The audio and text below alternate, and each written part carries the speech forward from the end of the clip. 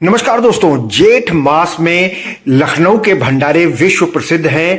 बजरंगबली के भव्य भंडारों का आयोजन होता है, लेकिन आषाढ़ मास शुरू हो गया और आज आषाढ़ का पहला शनिवार है और उत्तर प्रदेश फार्मेसी काउंसिल ने इंदिरानगर अपने कार्यालय के बाहर भव्य भंडारे का आयोजन किया है। तो क्या कुछ प्रायोजन है, क्यों जो है आषाढ़ मास में भी बजरंगबली के भंडारे लग रहे हैं, इसको लेकर हम उत्तर प्रदेश फार्मेसी काउंसिल के अध्यक्ष संदीप बडोला जी से बातचीत करेंगे। साथ ही उत्तर प्रदेश की फार्मेसी को लेकर कुछ और जानकारी भी आपको दिखाएंगे। दोस्तों, इसके बाद इंदिरा नगर में ही हनुमत प्रसादम विशाल भंडारा कई सालों से आयोजित हो रहा है, वहां भी हम आपको चलेंगे और फिर दिखाएंगे आपको भंडारे का एक और नया स्वरूप। सर, आज उत्तर प्रदेश फार्मेसी काउंसिल ने बड़े शनिवार का भंडारा रखा है। पहले तो ये आषाढ़ का महीना चल रहा है, फिर भी भंडारा। देखिए, एक श्रद्धा थी कि जेठ के माह में जो है फार्मेसी काउंसिल की तरफ से भंडारा किया जाए। कुछ परिस्थितिवश इसमें हम थोड़ा विलम्ब हो गए, लेकिन मैं कहता हूं कि ये हमारी ईश्वर के प्रति आस्था है और उसी आस्था को लेकर हम भंडारा कर रहे हैं। और विशेष रूप से जो गरीब लोग हैं, जो असहाय लोग हैं, उनको फार्मेसी काउंसिल की तरफ से भोजन की व्यवस्था की। और मैं समझता हूँ कि ईश्वर को याद करने के लिए कोई भी दिन और कोई भी समय है, हम अगर दिल से याद करें या हम किसी की मदद करें, मैं नहीं समझता कि उसमें किसी विशेष दिन का ही, हम कभी भी किसी भी समय ये सब कार्य कर सकते हैं। प्रसाद के तौर पे क्या कुछ वितरित किया जा रहा है? प्रसाद के तौर पर हमने छोले चावल प्रसाद है बूंदी का, उसके बाद पूरी हैं, सब्जी हैं, इस प्रकार का जो है हमने अपने स्तर से आयोजन किया है। दरअसल अभी उत्तर प्रदेश फार्मेसी काउंसिल का पुनर्गठन हुआ है। 16 अप्रैल को उत्तर प्रदेश फार्मेसी काउंसिल के चेयरमैन, वाइस चेयरमैन और रजिस्ट्रार का गठन हुआ, राजज्ञा जारी हुई और उसके बाद आज हमने ईश्वर को याद करते हुए ये प्रयास किया है कि हम उत्तर प्रदेश फार्मेसी काउंसिल में जिस संकल्प के साथ आए हैं वो संकल्प हमारा पूरा हो। हम फार्मेसी काउंसिल के माध्यम से फार्मेसी समाज को ऊंचाइयों पर ले जा सकें। जो हमारे जो सोच है कि इस उत्तर प्रदेश में तो फार्मेसी का एक हब बनाया जाए, जैसे माननीय मुख्यमंत्री जी विशेष तौर पर पहली बार कोई सरकार फार्मेसी पर ध्यान दे रही है। वो फार्मा पार्क विकसित कर रहे हैं, फार्मेसी हब बनाने के लिए प्रयासरत हैं। तो उनसे ही प्रभावित होकर हम भी चाहते हैं कि उत्तर प्रदेश फार्मेसी काउंसिल की तरफ से हम फार्मेसी समाज, क्योंकि मैं मानता हूं कि फार्मेसी को आज भी उत्तर प्रदेश में और हिंदुस्तान में वो पहचान नहीं मिल पाई जिसका वो हकदार है। फार्मेसी का बहुत बड़ा योगदान चिकित्सा के क्षेत्र में है और हमारी जनता उससे अनजान है। फार्मेसी के जो डिप्लोमा डिग्रीधारी और हमारे पीएचडी धारक साथी हैं, उनका बहुत अच्छे से उपयोग जनहित में नहीं हो रहा है।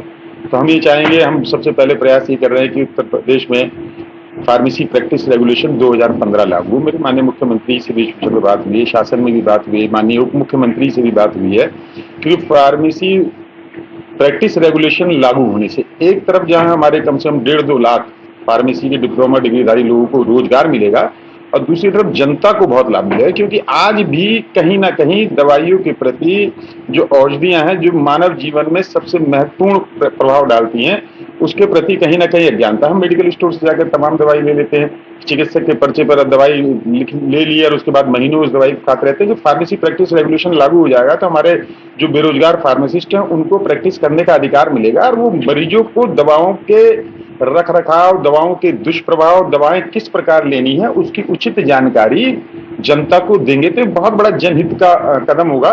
तो हमारा फार्मेसी प्रैक्टिस रेगुलेशन 2015 लागू करने का विचार है। हम एक फार्मेसी भवन उत्तर प्रदेश में बनाने जा रहे हैं, उसका प्रस्ताव हमने अपनी बोर्ड की कैबिनेट की बैठक में पास करा दिया है।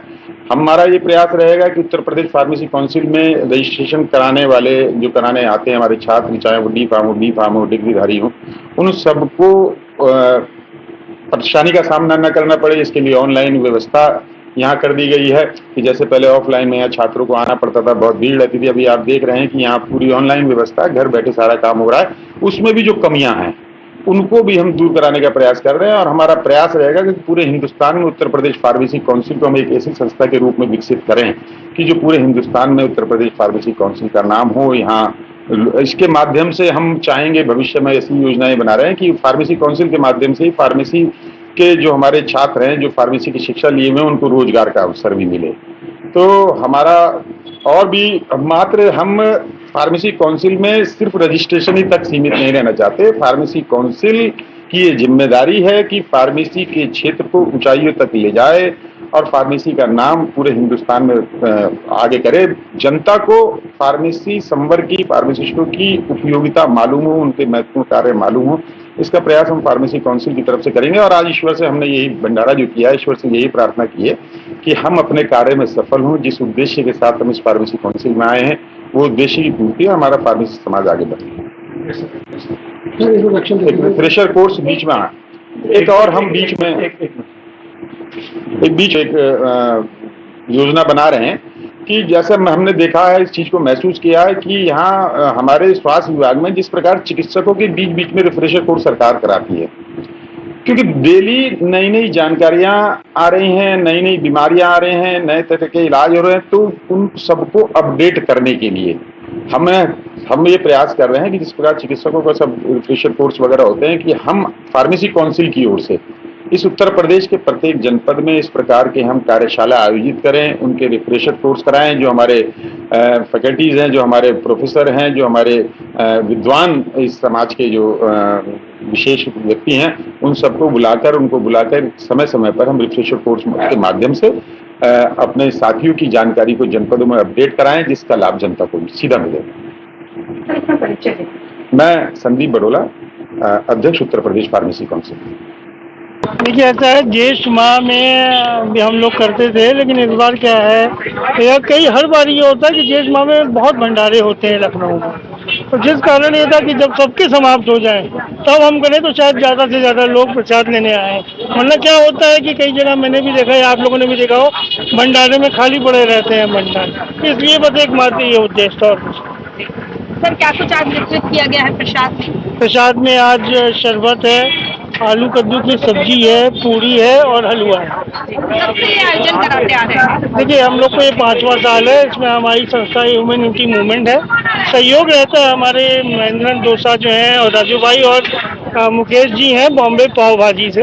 उन सब की एफर्ट से, कंबाइंड एफर्ट से ये भंडारा हम लोग करते हैं। बस हमारा बाबूजी के साथ से हम 5-6 साल से करके आ रहे हैं, तो उनके हिसाब से करके आता हम लोग। लखनऊ के भक्तजनों को क्या मैसेज देना चाहेंगे हमारे चैनल के माध्यम से? वक्त से नहीं सर, हम भी वक्त है। नहीं, मैसेज क्या देंगे? मतलब मैसेज यही है सर, ज़्यादा से ज़्यादा से मतलब प्रसाद बांट के जाएंगे। पूरा नाम बता दीजिए अपना। मेरा नाम तो कोडी महेंद्र ना, मेरा दुकान लगता है के महेंद्र डोसा। ठीक, बस। देखिए, आप जानते हैं कि जेठ के महीने में पूरे लखनऊ में भंडारों की भरमार रहती है, और ये लखनऊ वासियों का ये मानना है कि जब तपती दोपहरी में आम नागरिक परेशान हो तो उसको कुछ भोज्य पदार्थ मिलना चाहिए, बिना मेहनत किए कुछ शरबत, कुछ पानी ऐसे मिले कि उसको ये एक महीना बहुत कठोर धूप का उसको सहन करना पड़ता है, उसको सहजता से निकल जाए। क्योंकि जो दैनिक वेतनभोगी लोग हैं, उनको इन दिनों में काम भी नहीं मिल पाता, और यदि वो काम 8 घंटे करेंगे तो शायद वो बेहोश होकर गिर भी जाएँ।